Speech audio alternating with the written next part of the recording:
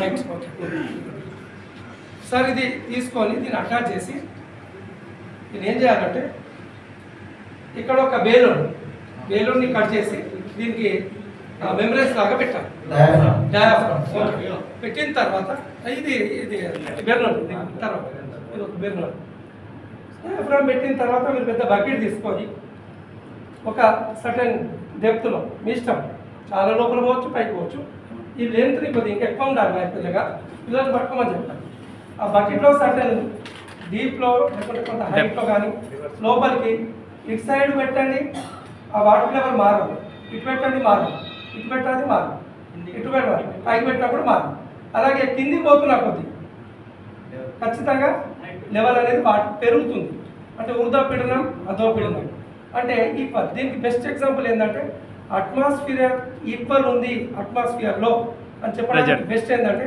మన తలగా స్పెరికల్ షేప్లో ఉంటుంది అన్ని చెట్లు మీరు గమనించండి దాని యొక్క స్టెమ్ స్పెరికల్నే ఉంటుంది షేప్లు అన్ని స్పెరికల్నే ఉంటాయి మీరు గమనించండి చెట్ల ఆకులు కూడా కరుడు షేప్లో ఉంటాయి అది best example thank you vertical force మనం నార్మల్ ఫోర్స్ అంటున్నాము టెన్షన్ ఫోర్స్ ఎలా okay tension force vertical right okay ఇప్పుడు నార్మల్ ఫోర్స్ మీ చెయ్యి చెయ్యి నార్మల్ ఫోర్స్ ఇక్కడ నార్మల్ ఫోర్స్ అనేది ఎక్కడ ఉంటుంది sir that is the HOD question చేతుల దగ్గర normal force hand force okay sir right sir normal force అనేది సర్ఫేస్ ఆఫ్ ఇప్పుడు నేను దీన్ని కట్ చేస్తాను సార్ కట్ చేసినప్పుడు ఆటోమేటిక్గా మనకు ఇక్కడ మరి ఏ క్వశ్చన్ మనం పోస్ట్ చేయొచ్చు రైట్ ఇది టెన్షన్ ఫోర్స్ అవుతుందా లేదా tension force yes sir right sir so నేను ఎప్పుడైతే నేను కట్ చేస్తున్నానో కట్ చేసిన తర్వాత సార్ పట్టుకో మసలు వేస్తాను ఆబ్జర్వేషన్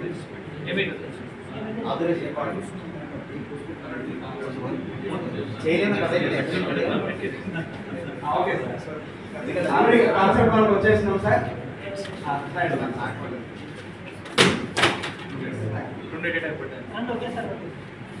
రైట్ ఇక్కడ మనం ఏ క్వశ్చన్స్ మనం పోస్ట్ చేయొచ్చు గ్రావిటేషన్ ఫోర్స్ కామన్ గా ఉంటుంది నేను చెప్పాల్సింది నార్మల్ ఫోర్స్ ఎక్కడ ఉంది సో ఈ ఎగ్జిబిట్ ద్వారా నార్మల్ ఫోర్స్ మనం చెప్పొచ్చా అనేది నియరెస్ట్ యాక్టివిటీ సార్ సో ఇక్కడ మనం కొంచెం పిల్లలు డిఫరెంట్గా ఇక్కడ ఒక బాల్ పెడితే దారానికి అనుకూలంగా పెడితే ఎప్పుడైతే కట్ చేస్తామో దారాలు పైకి బాల్స్ అనేటటువంటి పైకి లేస్తాయి సార్ పైకి లేసినట్టు అంటే జస్ట్ మనం పిల్లలు చూపెట్టడం కోసమే అక్కడ సో ఆ విధంగా ఈ యాక్టివిటీస్ ద్వారా మనం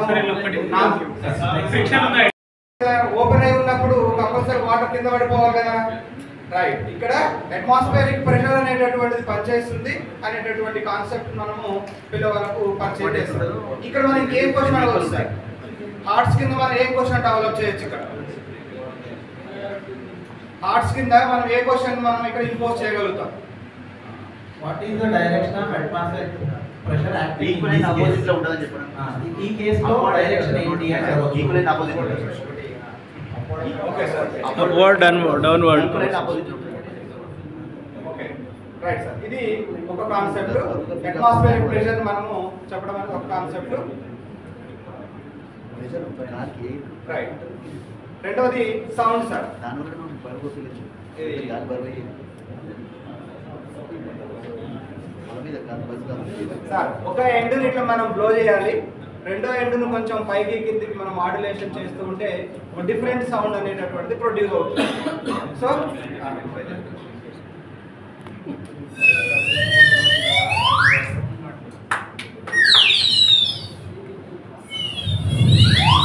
లెంత్ మారడం వల్ల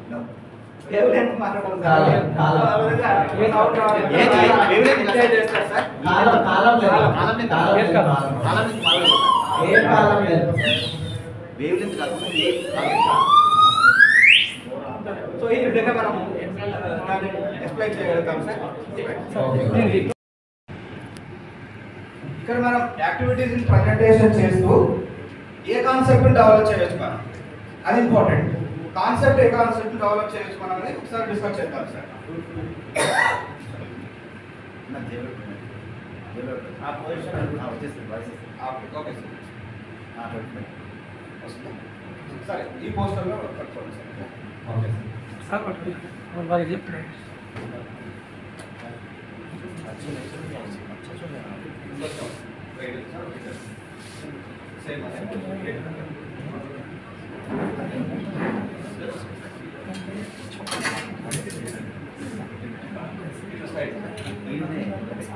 సార్ ఇక్కడ కొంత మెటీరియల్ మనం డిస్ప్లే చేసినాము.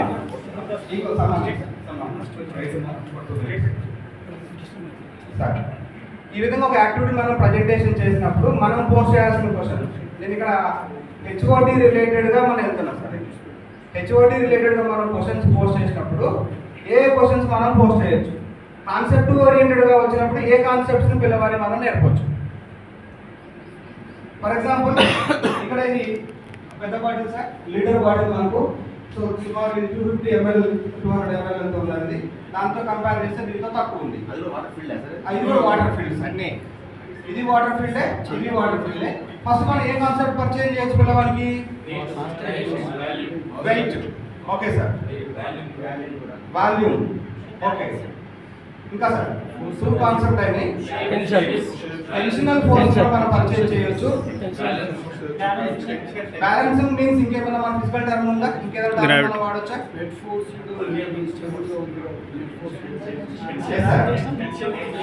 బ్యాలెన్సింగ్ సంబంధించి మన ఫిజికల్ సైన్స్ లో మనం ఇంకొక టర్మ్ ఏమైనా వాడొచ్చా? ఈక్విలిబ్రియం. సో కొంచెం ఈక్విలిబ్రియం ఇక్కడ సారేమన్ అంటే బ్యాలెన్సింగ్ అన్నారు. సెంటర్ ఆఫ్ గ్రావిటీ అయితే సెంటర్ ఆఫ్ గ్రావిటీ ఓకేనా సార్? ఎస్. లేదు no no I think it is not. Stability is nothing but we can say as equilibrium. Same height లో ఉంది. Net force. Okay sir. So దాదాపుగా మనం ఇన్ని concepts మనం పిల్లవాడిని పరిచయం చేసుకోవచ్చు. రైట్. ఇక్కడ నా ఉద్దేశం ఏంటంటే, నేను చెప్పవలసింది ఏంటంటే, ఇక్కడ మనము నార్మల్ ఫోర్స్ ను కూడా ఇక్కడ పరిచయం చేయొచ్చు. Can anybody explain sir? yes okay sir. ఇక్కడ సార్ యాక్చువల్గా తను జరిగింది సార్. ఇప్పటివరకు మనము థియరిటికల్గా కొంత ఇన్ఫర్మేషన్ డిస్కస్ చేసినాము. హైయర్ ఆర్డర్ థింకింగ్ డెవలప్ చేసేటప్పుడు ఎటువంటి స్టెప్స్ మనం ఫాలో కావాలి, తరగతి గదిలో ఏ రకమైనటువంటి స్ట్రాటజీస్ మనం ఫాలో అయితే హైయర్ ఆర్డర్ థింకింగ్ అనేది డెవలప్ అవుతుంది అనేటువంటి విషయాన్ని మనం డిస్కస్ చేయడం జరిగింది. అదర్ సైడ్ మనం ఇంకో కోణంలో చూస్తే, ప్రాక్టికల్గా ఒక ఫిజికల్ సైన్స్ టీచర్గా మనము ఎక్స్పెరిమెంట్స్ని ప్రజెంటేషన్ చేసి కాన్సెప్ట్ని పిల్లవాడిని ఫుల్ఫిల్గా చేయగలిగితే, అంటే కాన్సెప్ట్ని మనం బాగా అర్థం చేయించగలిగితే చాలా వరకు హైయర్ ఆర్డర్ థింకింగ్ అనేది డెవలప్ అయింది. ఇక్కడ ప్రధానమైన విషయం ఏంటంటే, పిల్లవాడు కాన్సెప్ట్ అర్థం చేసుకొని తను క్వశ్చన్ చేయగలగాలి. ఆ ఎన్విరాన్మెంట్ని మనం వాడ కల్పించగలగాలి. అది యాక్టివిటీ ద్వారా చేస్తున్నావా, యానిమేషన్ ద్వారా చేస్తున్నావా, తర్వాత నువ్వు ఓవరాల్గా డైలీ లైఫ్ అంటే బయట ఉన్నటువంటి ఎన్విరాన్మెంట్ డైలీ లైఫ్ సిచ్యువేషన్ ద్వారా చేస్తున్నావా అనేటటువంటి సందర్భాలు తీసుకుంటూ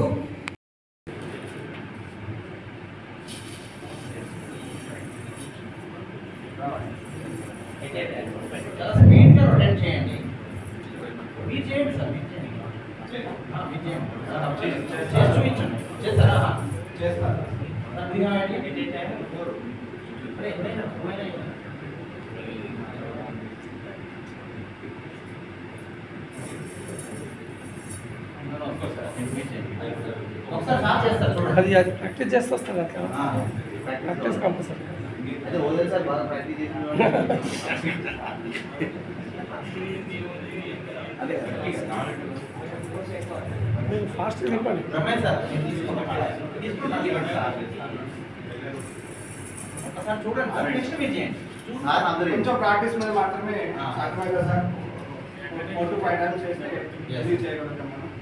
ఈ 4 నట్స్ని మనం కొంత ఫింగర్ ఫోర్స్ అటెండ్ చేసి ఈ విధంగా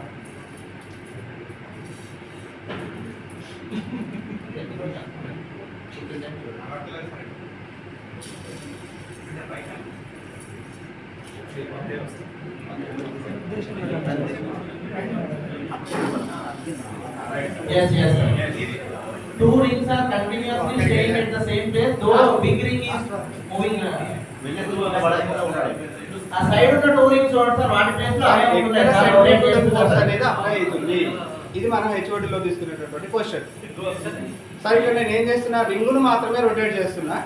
సో నట్స్ అనేటటువంటివి అదే ప్లేస్లో నేను ఎంత స్పీడ్గా రొటేట్ చేస్తే అంత స్పీడ్గా ఇక్కడ ఉన్నటువంటి బోల్ట్స్ అనేటటువంటి తిరుగుతున్నాయి. మన ప్రాక్టీస్ మీద 4 కూడా వస్తాయి సార్. 4 మనం ఒకేసారి కూడా ఈ విధంగా రొటేట్ చేయొచ్చు. సో ఎక్కడ కూడా వాటి యొక్క ఇంకొకటి nuts పై కింద పడట్లేదు, మీరు అదే అబ్జర్వ్ చేయాలి. అదే ప్లేస్లో రొటేట్ అవుతున్నాయి సార్. కిందికి రావట్లేదు, పైకి పోతుంది. ఓకేనా సార్?